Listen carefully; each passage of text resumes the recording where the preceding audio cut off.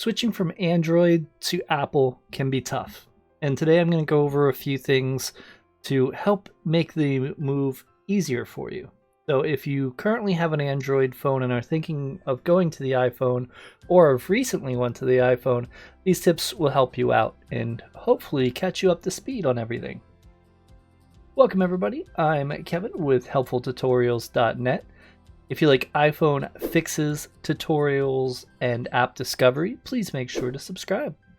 Some key features that are different with the iOS is to start, there's a switch on the left-hand side right here that you can flick and it actually puts the phone in silent mode. At that point, it's basically muted except for alarms. Alarms can still be used. So there's no volume at all.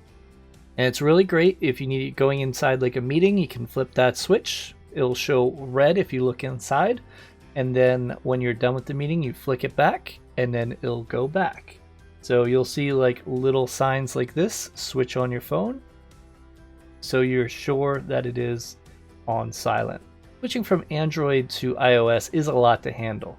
But let me help you out with a few things just to kind of let you know the differences between Android and Apple. Android is a lot more open, so there's a lot more apps you can go through and download, but they are not checked as vigorously as Apple apps are.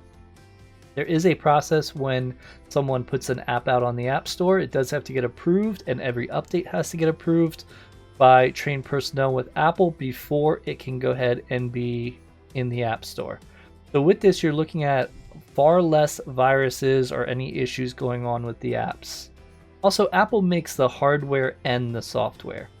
With Android, they just make the software in most cases, unless you're looking at the Google Pixel, and you're looking at Samsung or HTC that make the hardware. So it's not specifically made for that unit. So you're gonna get a lot more consistency with the iPhones. iPhones usually last a very long time. The only reason I usually see them check out early is if they get really wet, if they get smashed, or eventually their battery will lessen. But that'll happen with any phone. If you want to know how to prevent that from happening on your phone, I'll put a video up here so you can go ahead and check that out. Let's go ahead and talk about the ways of going through here. So when you're in the settings, for example, you can go in here and you could choose like Bluetooth. Right here, if you wanted to go back, you hit the settings at the top left and that'll take you back. Or you could just swipe from side to side. And also currently with Bluetooth and Wi-Fi, you do have to go into settings to change that. That will change in iOS 13, which is less than a month away. So once that comes out, that will also give you availability to do that. How you'll do that is pull down from the screen, long tap on Wi-Fi or Bluetooth, and then at that point it'll go through and give you options to connect. Some people are worried about their Google contacts. There is actually a spot if you go down to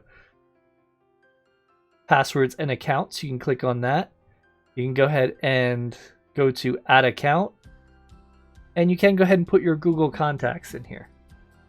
That way you have them available for you and you're not losing them at all. With Apple, you're not going to have Google Drive anymore, but you do have iCloud, which I have a whole nother video dedicated to. I'll go ahead and put up top here, so if you want to get a little more familiar with that, that'll go through and give you a good idea of how all that works.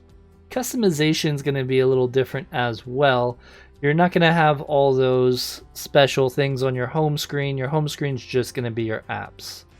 There is a section to the left if you pull over on an iPhone that shows you widgets, but to be honest, they're not really used that much at this time. A lot of people just ignore them, where on the Android, they were used a good amount. So you're probably going to take a little while to get used to that. The calendar and the notes are also very different. I would go over those, but with iOS 13 dropping soon, I know there's going to be some improvements to both of those. So I want to wait till that comes out to see how that goes. Maybe I'll do a dedicated video at some point on both of those if there's enough information to go over. But lastly would be your headphone jack. There is no headphone jack on the iPhones anymore, only the older versions. And that's also starting to happen with Android as well. They are going through and disappearing as time goes on. So you can use a lightning jack for your headphones and also to charge. With Android, you have a dedicated button to go ahead and hit to see which apps are open. With the iPhone, there's two different ways to get in there. Either double tap if you have a button, or if you don't, just go up and to the right and it'll show you what's open. You can't close them all at once, there's no options yet, but all you do is take it and push it up and that'll close it. Lastly, the keyboard is going to be different as well. It doesn't currently have the swipe technology built in. Again, iOS 13 a month away will have this feature coming down in that update. So you will end up having swipe in the near future. And I'm really excited to see how Apple has done it. I can't wait to try it on the phone, and I hope it works really well. Those are the main differences that you're going to notice. If you have any others that you've noticed, please go through and put them in the comments and share them so other people can see them. I would really appreciate it. And I want to thank you so much for the view. If you want to know more about the iPhone, I do have a tips and tricks video on my website, helpfultutorials.net. It's absolutely free. All you gotta do is go to the site and check it out. I have the links in the comments and the description. Thank you so much for being here. Thank you for the view.